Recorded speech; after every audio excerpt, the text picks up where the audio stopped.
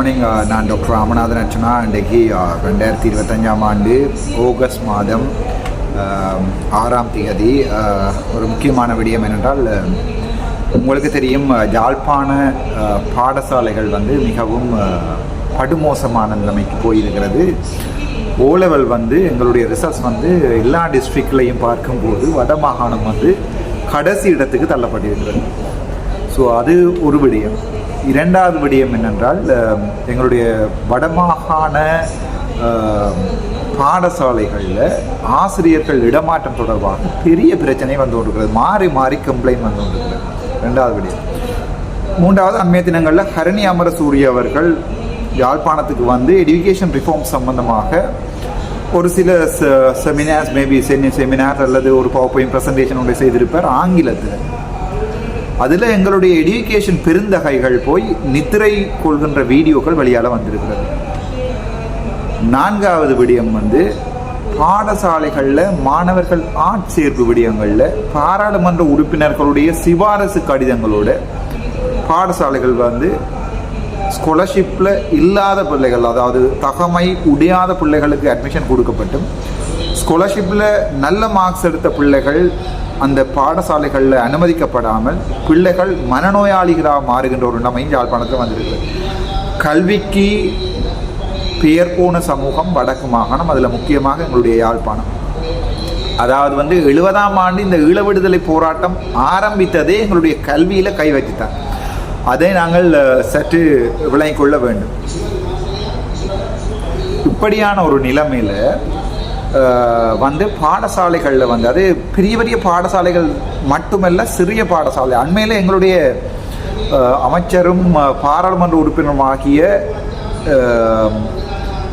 கௌரவ சந்திரசேகர் அவர்கள் சொல்லியிருப்பார். நீங்கள் அதை பார்த்தா தெரியும். எங்களுடைய ஜனாதிபதி உரையிலிருந்து யாழ்ப்பாணத்தில் இருக்கிற 900 பாடசாலைகளில் கிட்டத்தட்ட 70 பாடசாலைகள் மூட வேண்டிய நிலைமைகள் வந்திருக்கிறேன் என்று சொல்லி எங்களுடைய சந்திரசேகர் அவர்கள் சொல்லியிருப்பார். 70 or 78 பாடசாலைகள். சரி, அதையும் தாண்டி தற்போது பாடசாலை மாணவர்களுடைய நடை, உடை, பாவனை, அவர்களுடைய கலாச்சாரம் எல்லாம் துப்புரவாக மாறி போயிருக்கிறது. எனக்கு தெரியும், யாழ்ப்பாணம் இந்து கல்லூரியில் 2002ஆம் ஆண்டு உளவல் எடுக்கின்ற காலப்பகுதிகளில் நான் சற்று உயரம். ஸோ என்னுடைய காய்ச்சட்டை அரை காய்ச்சட்டை போடும்போது துடையினுடைய அரைக்கு நிற்கலாது. சற்று நீளமான காய்ச்சட்டை போட வேண்டி இருக்கு. என்னை எங்களுடைய பிரின்சிபல் திரும்பி விட்டு போய் டெய்லர் ஷாப்பில் வெட்டி கட் பண்ணி கொண்டு வா, நீள காய்ச்சட்டை போட்டு விட்டு முழங்கால் வரைக்கும் வந்துட்டுன்றதுக்காக, முழங்காலில் கொஞ்சம் மேலே வந்துட்டாண்டாக்க பாதியாக வெட்டி கொண்டு வான்னு சொல்லி ஹை ஜம்ப் பண்ணுற ஷோர்ட்ஸ் மாதிரி வெட்டி கொண்டு வான்னு என்னுடைய அதிபர் ஸ்ரீதரன், அவருக்கு பேர் ஸ்ரீகுமரன் சார் அவர்கள் என்னை அனுப்பியிருந்த காலமும் உண்டு. தலைமையர் வளர்ந்திருக்கிறது, போய் தலைமையரை வெட்டி கொண்டு வாண்டு பிரேயரில் இருந்து அனுப்பிவிட்ட காலங்களும் உண்டு. அப்படிப்பட்ட பாடசாலையாக இருந்த யாழ்ப்பாணம் இந்து கல்லூரி தற்போது மாறிக்கொண்டு வருகிறது. யாழ்ப்பாணம் இந்து கல்லூரி மாணவர்களுடைய டிபேட்ஸில் திட்டமிட்ட அரசியல் திணிக்கப்படுகிறது. சில டிபேட்டுகளை பார்த்து நான் கவனிக்கலைன்னு சொன்னால் அவன் சின்னப்படியல், ஆகவே அதை பற்றி நான் கழித்து பிரிய சொன்னேன். ஸோ இந்த நிலைமையில் யாழ்ப்பாணத்தினுடைய எல்லாரும் சொல்வார்கள், நீங்கள் எம்பியா இது வரைக்கும் என்ன செய்திருக்கிறீர்கள் என்று சொல்லி. எம்பியா என்ன செய்திருக்கிறேன் என்று கூறிய 2வது 3வது 4வது வீடியோக்கள் போட்டிருக்கேன். அதன் தொடர்ச்சி வீடியோ ஒன்று தான். அண்மைய தினங்களில் ஒரு தந்தை ஒருவரால், ஒரு என்னென்னு சொல்கிறது, தந்தை அல்லது ஒரு பாதிக்கப்பட்ட பிள்ளையினுடைய அப்பா ஒருவர் எனக்கு அண்மைய தினங்களில் என்னுடைய ஆஃபீஸ் திறந்தது. என்னுடைய ஆஃபீஸ் இருக்கிற இடம் உங்களுக்கு தெரியும், மல்லாம் சந்தைக்கு போவதற்கு முன்னம் டிவிஎஸ் கடையில் 3வது பில்டிங். ஸோ அந்த ஆஃபீஸுக்கு திறந்து நாங்கள் பார்ட்டிஷன் பிரித்து அடித்து கொண்டு இருக்கிறோம். அங்கே ஒரு தந்தையார் ஒருவர் எனக்கு முறைப்பாடு ஒன்றினை அளித்தார். என்னென்றால், டாக்டர், இப்படி ஒரு பிரச்சனை நடந்து கொண்டிருக்கிறது, நீங்கள் தயவு செய்து இந்த விடயங்களை பாராளுமன்றத்தில் கலைத்து நியாயம் எடுத்து தரணும். நான் பார்த்தேன், அது ஒரு பொது பிரச்சனையா தனிப்பட்ட பிரச்சனையா. இப்போ என்னென்றால் சில பேருக்கு விளங்கவில்லை. சில பேர் என்ன டாக்டர், நீங்கள் சில பேர்ட்ட பொது பிரச்சனையெல்லாம் கதைக்கிறீங்க, சில பேருடைய பொது பிரச்சனைகளை கதைக்கிறீங்க. உதாரணத்துக்கு பார்த்தீங்கன்னு சொன்னால், இப்போ சில பேர் நாங்கள் காணி பிரச்சனை ஒன்று தாரம் கதைக்கிறீங்க, பக்கத்தில் வீட்டில் வழக்கு பிள்ளையாக கதைக்கிறீங்க. ஆனால் ஒரு ஸ்கூல் பிள்ளைக்கு அட்மிஷன் இல்லைன்னு கதைக்கிறீங்க. ஒரு விடயத்தை வடிவாங்க விளங்கிக் கொள்ளணும். இது நியாயமானது என்கின்ற அடிப்படையில் கதைக்கும் போது மட்டும்தான் நான் அவற்றை கதைப்பேன். அதாவது நியாயமானது என்றால் தனிப்பட்ட இருவருக்கு இடையில் இருக்கிற எந்த பிரச்சனைகளையும் நான் கதைக்கிறேன். தனிப்பட்ட 2 பேர் கூடிய காணி பிரச்சனை அதுகளையும் நான் கதைப்பதில்லை. அதில் கதைக்க இயலாது.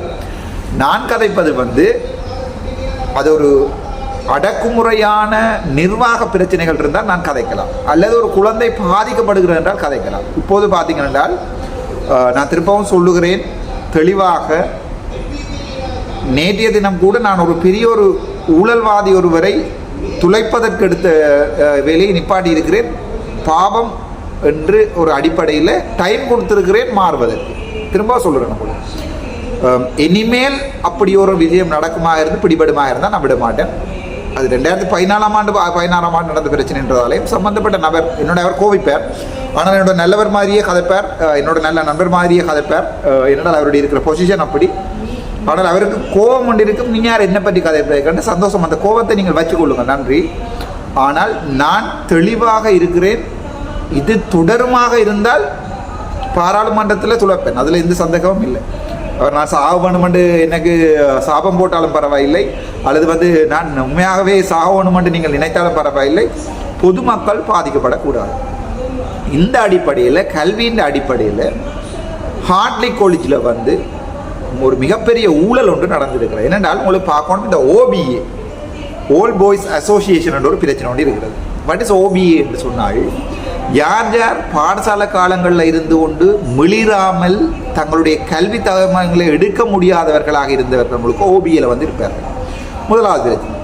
2வது, பாடசாலை காலங்களில் எப்படி கல்வியை கற்காமல் மற்ற வேலைகளை செய்து கொண்டிருந்தார்களோ அதே மாதிரி இப்போது கூட தந்தையாகி போய் ஒரு குடும்பத்தை நடத்தாமல் இங்கே OBAல குடும்பம் நடத்தி கொண்டிருப்பார்கள். அண்மை தினத்தில் நான் பார்த்தேன் என்றால் இந்த முறைப்பாடு வந்தது எனக்கு ஹார்ட்லி காலேஜ் சம்பந்தமாக. ஸோ அன்றைய தினமே ஹார்ட்லி காலேஜ் அதிபருக்கு நான் கோல் எடுத்தேன். என்னோட ஃபுல் டாக்குமெண்ட்ஸ் இருக்குது, டாக்குமெண்ட்ரி எவிடன்ஸ் இருக்குது, பிழை விட்டிருக்கிறார்கள் என்பதற்குரிய ஆட்சேர்ப்புக்குரிய பிழை விட்டிருக்கிறார்கள் என்பது சம்பந்தமாக டாக்குமெண்ட்ரி எவிடன்ஸோடு என்னோட இருந்தது. ஸோ அதிபர் இப்போ நான் இப்போ என்னோட ஒரு கம்ப்ளைண்ட் வந்தால் உங்களுக்கு என்னுடைய கோல் வரும். நீங்கள் மிரட்டல் பாராளுமன்ற உறுப்பினர் மிரட்டினேரன்னு என்னை வழக்கு போடலாம், வழக்கிலே நான் கதைத்த ரெக்கார்டிங்களை கொடுப்பேன். நான் யாரையுமே மிரட்டுவதில்லை. அதிபரோட அன்போடையும் பண்போடையும் சார் என்று சொல்லித்தான் கதைத்தேன், சார் என்று சொல்லித்தான் கதைத்தேன். என்றால் பாடசாலை ஆசிரியர்கள் அதிபர்கள் அவர்கள் மாணவர்களை செதுக்கின்ற சிற்பிகள். யாரையுமே நான் பிழையாக அவமதிக்க போவதும் இல்லை, ஆனால் ஆடினால் பார்த்து கொண்டிருக்க போவதும் இல்லை. ஸோ நான் பிரின்சிபலோட எடுத்து கேட்கும்போது பிரின்சிபல் தன்னுடைய பக்க நியாயங்கள் அவ்வளோத்தையும் எனக்கு சொன்னார் தெளிவாக. டாக்டர் நான் இவ்வளவு செஞ்சுட்டேன், சூனல் எஜுகேஷன் டைரக்டர் தான் இவத்தை செய்ய விடுகிறார்கள். ஜட்டிக்கு அடிச்சினேன், சூனல் எஜுகேஷன் டைரக்டருக்கு கால் பண்ணிட்டேன். இப்போ விலங்குகள் அரசியல்வாதியாக இருப்பது இவ்வளவு கஷ்டம், ஒரு நேர்மையான உண்மையான அரசியல்வாதியாக இருப்பது கஷ்டம். ஏன்னா சூனல் எஜுகேஷன் டைரக்டருக்கு பக்கம் உரிய நியாயம் இருக்கு. ஸோ யாழ்ப்பாண ஜட்டிக்கு அடிச்சினான். அவர் சொன்னார், டாக்டர் இப்படி பிரச்சனை, ஆளுநருடைய செயலாளர் எனக்கு கடிதம் போட்டிருக்காரு, அது செய்ய வேண்டாமல். இனி ஆளுநருக்கு அடிக்கலாது தானே, செயலாளருக்கு அடிக்கலாது தானே. இங்கே பாராளுமன்றத்தில் சாதுவாக கத்திய சீ போட்டு விட்டுனான். தம்பி வெட்டும், நீங்கள் பாருங்கள். உங்களுக்கு என்னுடைய அந்த ஸ்பீச்சை எடுத்து பார்த்தீங்கன்னா தெரியும். ஹார்ட்லி காலேஜ் அட்மிஷன் தொடர்பாக முறைப்பாடு வந்திருக்கிறது, நான் பார்ப்பேன் என்று சாதுவாக கத்திய சீ போட்டு விட்டுனேன். ஏனென்றால் ஆளுநருடைய செயலாளர் கடிதம் அடைச்சிருக்கிறார், OBAனுடைய கதையை கேட்டு நீங்கள் இப்போ இந்த அட்மிஷன் கொடுப்பதை நிப்பாட்டுங்கள், டெம்பரரியாக நிப்பாட்டுங்கள். எப்படிப்பட்ட கதை? அதை ஆளுநருடைய செயலாளர் தான் சைன் பண்ணி கொடுத்துருக்கார். அதை ஆளுநர் அனுப்பியிருந்தால் வேறு பிரச்சனை. அந்த மனுஷன் சற்று நீதியான மனுஷன், ஆகவே அவருடைய சைன் பண்ணி இருக்கில்லை. ஸோ ஆளுநரோட நான் முரண்டு பரவ, ஆளுநர் என்பவர் யார் என்று கேட்டால் ஒரு வடக்கு மாநிலத்தின் பிழையான அட்மினிஸ்ட்ரேஷனை கரெக்ட் பண்ண வேண்டிய பொசிஷனில் இருக்கிறார். ஸோ ஆளுநர் வேதநாயகன் ஐயாவை சும்மா தெரியாமல் நான் கை நீட்டுவதற்கு நான் முட்டாள் இல்லை. ஸோ அவருடைய செக்ரட்டரி அடித்த கடிதம் என்னிடம் கிடக்கிறது. இந்த அட்மிஷனை நீங்கள் உடனடியாக நிப்பாட்டுங்க. ஏனென்றால் வேதநாயகன் ஐயாவுக்கு தெரியுமோ தெரியாது, தன்னுடைய செக்ரட்டரி இப்படி ஒரு கடிதத்தை அடித்து போட்டிருக்காரு. ஆளுநருடைய செக்ரட்டரின்றதுக்காண்டி ஆக்காட்டுற பேய்காட்டுற வேலையெல்லாம் வைக்கக்கூடாது. பிறகு ஒரு கிழமையில தான் எனக்கு தெரியும் ஆளுடைய செக்ரட்டரி மாறுபட்டிருக்கார். அவரை இருந்தவரை அந்த உங்களுக்கு தெரியும் டிசிசி மீதி ஒன்றிலே கெசட்டில் நடவடிக்கை எடுக்கலாம், வழக்கு போடலான்னு எனக்கே உருட்டினாள். பாராளுமன்றத்தில் இயற்றுகின்ற சட்டங்களுக்கு சைன் வைக்கிறார்கள் நாங்கள். எனக்கே உருட்டினால் கெசட்டில் இருக்குது நடவடிக்கை, போலீஸ் நடவடிக்கை எடுக்கலாம் உருட்டினாளுக்கு பார்த்தால் 2 கிழமையில் அவருடைய வேணுகோபாலனோ ஏதோ பேர் அவருக்கு டிரான்ஸ்ஃபர் அடிபட்டிருக்கிறது. அவர் இப்போது செக்ரட்டரி அல்ல. ஸோ இப்போது அதை கரெக்ட் பண்ணப்பட்டிருக்கிறது. அந்த விடயம் தற்போது கரெக்ட் பண்ணப்பட்டிருக்கிறது, நிமித்து செய்யப்பட்டிருக்கிறது. இன்றைய காலை எனக்கு கோல் வந்தது ஹார்ட்லி காலேஜ் பிரின்சிபலிடமிருந்து. நாளை நாளண்டைக்கு தாங்கள் வைத்த இன்டர்வியூ, அந்த இன்டர்வியூ தெளிவாக சர்க்குலருக்கு ஏற்றபடியில் பேப்பரில் அட்வர்டைஸ்மெண்ட் போடப்பட்டு, வெப்சைட்டில் பாடசாலை வெப்சைட்டில் அட்வர்டைஸ்மெண்ட் போடப்பட்டு இந்த விடயங்கள் வந்து கதைக்கப்பட்டு அந்த சரியான வகையில் இன்டர்வியூ வைக்கப்பட்டு சர்க்குலர் இருக்கிறது. எப்படி இன்டர்வியூ வைக்கலாம்னு சர்க்குலர் இருக்கிறது. சர்க்குலர் வைக்கப்பட்டு அட்மிஷனுக்கு 17 பிள்ளைகளுக்கு வந்து பாடசாலைக்கு அனுமதிக்கு வந்து அப்ரூவலுக்கு அனுப்பியிருக்கிறார்கள் சூழ்நிலை எஜுகேஷன் டைரக்டர்கிட்ட. அவர் அனுப்பியிருக்கிறார் வந்து செக்ரட்டரி எஜுகேஷன் பட்டிங் நிரஞ்சன்கிட்ட. அது இடையில ஹோல்ட் ஆகியிருக்கிறது ஆளுநருடைய செயலாளருடைய கடிதத்தால். ஆளுநருடைய செயலாளர் என்பதற்காக ஆவு எல்லாம் காட்டக்கூடாது தானே. ஸோ நான் அதை பாராளுமன்றத்தில் கதைப்பதற்கு தயாராக இருந்தேன். நான் அதை 27 செக்ஷனில் போட்டு இங்கே கொண்டு வந்து இந்த விடயங்கள் எல்லாத்தையும் வெளிப்படுத்துவதற்கு தயாராக இருந்தேன். இன்றைய தினம் காலையில் கோல் வந்திருக்கிறது. அந்த விடயங்கள் நியாயமாக நடக்கப்பட்டிருக்கிறது. ஆகவே அது சுமூகமாக தீர்க்கப்பட்டிருக்கிறது என்று சொல்லி பிரின்சிபல் எனக்கு இன்றைய தினம் கோல் எடுத்து சொன்னார். அப்புறம் சம்பந்தப்பட்ட தந்தையாருக்கு அடித்தனால் அவருக்கும் அது தெரிந்திருக்கிறது. ஆனால் எனக்கு எடுத்தாரோ தெரியவில்லை, அவர் எனக்கு எடுக்கவில்லை. அவருடைய விடயங்களையும் அடுத்து நான் விளங்கப்படுத்தினான். இதில் என்ன சொல்ல வாரம் என்றால், என்னிடம் இவரல்ல எந்த பாடசாலை அதிபராக இருக்கட்டும் அல்லது எந்த பாடசாலை பாடசாலையோ அல்லது மருத்துவ, நான் ஒரு டாக்டராக இருக்கேங்கல்ல, ஒரு என்னுடைய நியாயத்துக்கு யாராவது ஒரு அரசியல்வாதி இப்படி சப்போர்ட் பண்ணியிருந்தா நான் இன்றைக்கு பாராளுமன்றம், பின்னால் பாராளுமன்றம் தம்பி உள்ளுக்குள்ள நடந்து கொண்டிருக்கு. இந்த பாராளுமன்றத்தில் வந்திருந்து இவ்வாறான வேலைகளை செய்ய வேண்டிய தேவை எனக்கு இருந்திருக்காது. நான் அந்த நேரங்களில் போராடிக்குள்ள, நியாயம் கேட்டு போராடிக்குள்ள மக்கள் நின்றார்கள் என்னோட. அரசாங்கம் அட்மினிஸ்ட்ரேஷன் அதிகாரம் இல்லை, ஒடுக்கியது என்னை ஒடுக்கி குத்தி என்னை ஒரு இடத்துல இருந்து சாப்பிட விடாம சிஐடி திலத்தும் அளவுக்கு கொண்டு வந்தது. நான் என்ன பாவம் செய்தேன்? இண்ட வரைக்கும் ராமநாதன் அர்ச்சுனா களவெடுத்தவன் எங்கேயாவது ஒரு வழக்கு இருக்கா அல்லது ஒரு இன்வெஸ்டிகேஷன் இருக்கா? ராமநாதன் அர்ச்சுனா பொம்பளை பிள்ளைகளோட வேலை செய்கிற இடங்கள்ல பிள்ளையாக நடந்தன. எல்லாரையும் கூப்பிட்டு செம்மறி இங்கே வாழ்ந்து தான் கூப்பிடுறான். ஹாஸ்பிட்டலில் வேலையே இல்லை. ஏனென்றால் அது அன்பு. என்னோட வேலை செய்த ஸ்டாஃப் எனக்கு வச்சிருந்த அன்பு. டாக்டர் நீங்க போகும்போது நாங்கள் செய்கிறோம் இந்த வேலையில இல்லை மிஸ் இருக்கா, நான் இல்லை டாக்டர் அது நாங்கள் பார்க்குற வேலையை செய்கின்ற அளவுக்கு தான் நாங்கள் வேலை செய்தாங்க. அது இந்த வைத்தியசாலை ஜாழ்ப்பாணமாக இருக்கட்டும், கழுவோலியாக இருக்கும், பேராதனையாக இருக்கட்டும், எங்கே என்றாலும் கேட்டு பார்க்கலாம். இல்லைக்கப்புறம் நீங்கள் எங்கே ஒழுங்காக வேலை நீங்கள் எங்கே நான் போய் கேட்போம். சும்மா உருண்டுறோம் பண்ணுறதுக்கான உருட்டக்கூடாது. பேராதனை வைத்தியசாலையில் போய் பாருங்க. நான் உங்களுக்கு நேரடியாக சொல்லுகிறேன். பேராதனை வைத்தியசாலையில் போய் கழுவோல வைத்தியசாலையில் டெங்கு யூனிட்ல வேலை நான் கேளுங்க. இப்போ எனக்கு படிப்பிச்ச இன்டர்ன் முடிச்ச மேடம் நான் கொழும்பினான். நான் சொன்னால் நானும் SLMC போன் வாங்க போக மாட்டேன். ஏனென்றால் அவர் செய்தது 100% பிழையை. அது நீங்கள் என்னுடைய இன்டர்ன் மேடமாக இருக்கலாம் அல்லது இன்டர்ன் சேராக இருக்கலாம், யாரென்றாலும் அவ விடவில்லை பிழை. அவர்கள் இன்னொரு பிழை. ரெஜிஸ்ட்ரார் 3 பேர்ட்ட ஆட்டத்தை வந்து பார்த்து கொண்டு இருந்தது. நான் எழுதின டயக்னோஸ் கார்ட்டை கிழிச்செறிஞ்சது போட்டில். நான் சொன்னேன் சரி அதை பார்ப்போம் SLMCலே பார்ப்போம். அப்பத்தான் மேடம் வடிவா இன்வெஸ்டிகேட் பண்ணி சொன்னவா 3 ரெஜிஸ்ட்ராரும் இனிமேல் ராமநாதன் அர்ச்சுனாவோட கதைக்கல. நீங்கள் உங்களோட வேலையை பாருங்க, அவன் வேலையை பார்ப்பேன். அதுக்குரிய காரணம் என்னென்னா, நியாயம் கேட்டு போராட தொடங்கின இன்றைக்கு இல்லை, கேம்பஸ் காலங்களில் இல்லை, ஸ்கூல் காலங்களில் நியாயம் கேட்டு போராட தொடங்கினவன் நான் ஒரு போராளி. சிறந்த சின்னல்ல இருந்தே நான் சொல்கிறேன். நான் பிறக்கேக்கில்ல அம்மாவுக்கு கிட்டத்தட்ட 1 லிட்டருக்கு மேலே ரத்தம் போயிருந்தது. அப்போவும் அபோஷன் எல்லாம் வந்து அது வந்து PIH pregnancy induce hyper tension எக்லாம்சியா வந்து அம்மாவுக்கு வெளிப்பு வந்து அம்மா. ஸோ அந்த நேரங்களில் போயிருக்க வேண்டிய ஒரு ஜந்து இப்போது பாராளுமன்றம் வந்து நிற்கிறது. சரி என்ன சொல்லப்படுகிறது. ஆனால் நான் எங்கே இருந்து வந்தேனான்ற கேள்விகள் வந்து கூட. இப்போ நான் கேட்டா நீங்கள் ஜோசிப்போ என்னடா அவன் பொய் சொல்கிறான்ட்டு. நான் ஸ்ரீலங்கன் இல்லை என்று சொன்னால் கூட நீங்கள் சில நேரத்தில் சிரிப்பீங்கள். ஆனால் அதை நீங்களும் தோண்ட இல்லாது, நான் என்னை தோண்டவும் எனக்கு அதை விருப்பமில்லை. ஆனால் என்னுடைய ஸ்ரீலங்கன் பிறப்பு சான்றிதழ் இருக்கிறது, அவ்வளோத்தோடு நிப்பாட்டுவோம். அது வேற கதை, சரிதானே? அது பரம்பரையாக வந்த காது வழி வந்த ஹியர்ஸே. ஸோ அதை விடுவோம். ஸோ எனிவே நான் சின்னல்ல இருந்தே போராளி. யாராவது ஒருத்தர் எனக்கு நீங்கள் ஒன்று செய்யலாண்டா செஞ்சுட்டு இப்போ எப்படி வசதி என்று கேட்பவன் நான். ஆகவே என்னோட முறியிட்டு ஒன்றிலேட்ட பிணம் கிடக்கும் அல்லது நான் நினைச்சதை செய்வேன். அது எனக்கு பழக்கம். ஸோ ஹார்லி கொலிச்சினுடைய இந்த பிரச்சனை போயிருக்கிறது, முடிந்திருக்கிறது. இப்போது 2 பிரச்சனை மறுபடியும் தூக்க போகிறேன். ஒன்று கிளிநொச்சியில் இருக்கிற தெரேசா என்று சொல்லப்படுகின்ற ஏதோ அன்னை தெரேசா ஏதோ ஒரு ஸ்கூல் ஒன்றினுடைய அதிபர் அப்பாயின்மெண்ட் தொடர்பாக முறைப்பாடு வந்திருக்கிறது. ஸோ அந்த முறைப்பாடை நாங்கள் பிறகு பார்ப்போம். ஒன்று. 2வது ஜாழ்ப்பாணம்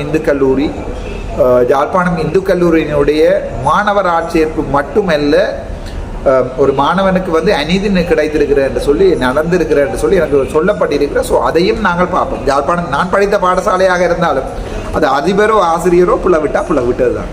அவ்வளவுதான். நான் பிளவிட்டா சொல்லுங்கடாப்பா, நீ பிளவிட்டு நான் போறேன். எஸ், சரிதானே? மன்னிப்பு கேட்கிறேன், மன்னிப்பு தந்தா இருக்கிறேன், இல்லாடி போறேன். ரெண்டாவது. மூன்றாவது, சென்ற கொடி தொடர்பாக முறைப்பாடு வந்திருக்கிறது எங்களுடைய. இப்போ நான் இதையே சொல்றேன். நாலாவது, எங்களுடைய பட்ரிக் நிரஞ்சன் அவர்கள் செக்ரட்டரி, அவர் தொடர்பாக முறைப்பாடு வந்திருக்கிறது. சரிதானே? அதாவது வடக்கு மாகாண கல்வித்துறை நீங்களாகவே அதை சரி செய்து கொண்டு எனக்கு ஒரு கோல் எடுத்து தம்பி முடிச்சுட்டேன் ராசா, அதை கதைக்காத என்ன சந்தோஷம் இல்லை. எங்களுக்கு என்பிபி அமைச்சர்மார் பழக்கம், எங்களுக்கு அந்த ஆணிகள் பழக்கம், இந்த சுத்தியல்கள் பழக்கம் என்றால் நாங்கள் அறிவால் போட்டு வெட்டுவோம். இந்த 4 முறைப்பாடுகள். ரெண்டாவது, ஆசிரியர் பயிற்சி கலாச்சார கல்லூரி தொடர்பாகவும் பிரச்சனை வந்திருக்கிறது. 5வது, இந்த முறை முன்பள்ளி ஆசிரியர்கள் மன்னாருக்கு அனுப்பப்பட்டது தொடர்பாகவும் முறைப்பாடுகள் வந்திருக்கிறது. அதிபர்கள் ஆசிரியர்கள் இடைமாற்ற தொடர்பாக முறைப்பாடு வந்திருக்கிறது. எங்களுடைய கவர்மெண்ட் அஸ்ஸலாமு அலைக்கும், எங்களுடைய கவர்மெண்ட் ஏஜென்ட் பிரதீபன் அவர்கள் தொடர்பாகவும் முறைப்பாடு வந்திருக்கிறது. அதே நேரம் எங்களுடைய டிஎஸ்மேர் டிரான்ஸ்ஃபர் தொடர்பாகவும் முறைப்பாடு வந்திருக்கிறது. நியாயப்படி நடங்கோ, நானும் உங்களுடைய நண்பன், நீங்களும் என்னுடைய நண்பன். நான் நாளைக்கு பாராளுமன்றத்தில் இருந்து வெளியால் போனாலும், நானே திடீரென்று அரசியல் அடிப்பாடினாலும், நாளைக்கு காண்ற இடத்துல கதைக்கோணும் சிரிக்கணும். நான் எதிரிகளை சம்பாதித்துக் கொள்வதற்கு விரும்புவேன் அல்ல. இல்லை நீங்கள் என்ன ஒரு இழுத்து பாப்பம் கைரண்டா, நான் சாகும் வரைக்கும் இழுப்பேன். Die as of you fight as of you die என்று சொல்லுவார்கள். செத்துட்டேன் நினச்சி கொண்டு அடிபடும். அது என்னுடைய பழக்கம். நியாயத்துக்காக நான் செத்து விட்டேன் என்று ஒரு ஜப்பான் பழமொழி ஒன்று இருக்கிறது. Fight as of you die. செத்துட்டேன் நினச்சி கொண்டு அடிபாடு. நம்மளுக்கு தெரியும் கிரீன் கிராஸ். செத்துட்டேன் நினச்சி கொண்டு அடிபாடுவேன். அதை நீங்கள் என்ன வெட்டினாலும் கையெழுப்பி அடிக்கும். மங்களத்துக்கு தான் என்னுடைய ஓர்மம் வெண்மம் சின்னல்ல இருந்து அப்பா அந்த மகாபாயணம் ராமாயணம் வந்து அப்பர் சொல்லி சொல்லி படிப்பிச்சு நியாயத்துக்காக I will fight as I am dying, already died. So இந்த இவ்வளவு பேர் சொன்னான் தானே. இப்போ இந்த இடங்கள் இருக்கிறார்களுக்கு தெரியும் எது தொடர்பாக முறைப்பாடுகள் வந்திருக்கும் என்று ஒரு ஐடியான்னு உங்களுக்கு தெரியும். சரிதானே? ஸோ உங்களுக்கு புண்ணியம் கிடைக்கும். நீங்களாகவே அதை கரெக்ட் பண்ணுங்க. சரிதானே? நீங்களாக கரெக்ட் பண்ணுங்க. நல்ல நண்பர்களாக இருப்போம். நீங்களாகவே அதை கரெக்ட் பண்ணவும். இல்லை என்றால் நாங்கள் இங்கே பாராளுமன்றத்தில் அடித்து கரெக்ட் பண்ண வேண்டியிருக்கு. இந்த பாராளுமன்றன்றது ஏழைகள் பாதிக்கப்பட்டவர்களுடைய நியாயம் கேட்கின்ற இடம். இங்கே சட்டமன்றம் இயக்குவது மட்டுமல்ல தொழில். பாராளுமன்ற உறுப்பினராக செம்மணி புதைகுழு தொடர்பாக 4 பேர் கடிதம் போட்டு அந்த கடிதங்களை மோப்புத்தங்களில் போட்டு கொண்டிருக்கிறவன் நான் இல்லை. எங்கே எது அநியாயம் என்று சொன்னால் அங்கே ராமநாதன் எங்கே இவனுடைய குரல் ஒடுக்கப்படுகிறதோ அங்கே அர்ச்சுனா ராமநாதனுடைய கால்கள் பதியும். ஆகவே யாழ்ப்பாணம் இந்து கல்லூரி, யாழ்ப்பாணம் சென்ட்ரல் காலேஜ், மன்னாருடைய மாற்றம், சென்ட் தெரேசா கல்லூரி, இப்படி கணக்கு முறைப்பாடுகள் வந்திருக்கிறது. இப்போ சில பேர் சில முறைப்பாடு சொல்லினா டாக்டர் சில ஒரு பாடசாலை ஒன்றில் ஒரு சம்பந்தப்பட்ட அதிபர் ஒருவர் டொய்லெட் கட்டுகிறவன் காசை எடுத்து அதை டொய்லெட் கட்டுப்படவே இல்லை, திறக்கவே இல்லை, அந்த காசு எங்கேன்னு தெரியாமல் முறைப்பாடு வந்திருக்குது. நான் அதை ஆழமாக விசாரித்து பார்த்துட்டு தான் தம்பி நான் ரங்கல இறங்குவேன். நேற்றைய தினம் ஒரு விடியம் கதைக்க வழிகட்டினான். மனச்சாட்சி உறுத்தினது பாவம் ஒரு குடும்பத்தை துளைக்கக்கூடாது என்பதற்காக அதுக்காக பிளவிட்டவர்களை காப்பாற்றணும் இல்லை. அது 2016 இப்போது 2025 வரைக்கும் அந்த பிரச்சனை போய்கொண்டிருக்கிறது. கடிதங்கள்லாம் வந்திருக்கிறது. அவ்வளவு கடிதத்தையும் சம்பந்தப்பட்ட நபருக்கு அனுப்பியிருக்கிறேன். அவர் அதை விளங்கி கொள்ளணும். என்னென்றா அவர் யாருன்றே எனக்கு தெரியாது. நான் இந்த இதுக்கு வரும்போது இந்த ஆதர வைத்தியசாலை சாவச்சேரி வரும்போது எனக்கு இனிமிகள் என்னை பிடிக்காதவர்கள் இருந்தாரோடைய நான் யாருடைய எனக்கு யாருமே எதிரிகள். இப்போது என்பிபியினுடைய பாராளுமன்ற உறுப்பினரோட நன்றாக கதைக்கின்றான், அவரோட எல்லாமே செய்கின்றான், சாப்பாடுக்கு நான் உண்டா பார்த்துனான். ஆனால் ஒரு கம்ப்ளைண்ட் வரைக்கும் சொல்லி பார்ப்பேன், அண்ணன் இப்படி செய்யாதீங்கன்னா பிழை என்ன இல்லை. நீங்கள் ஆடிவீர்களாக இருந்தால் நாங்கள் தகுடு தத்தமும் ஆடுவோம். as I am already died. நன்றி, வணக்கம். டாக்டர் ராமநாதன்.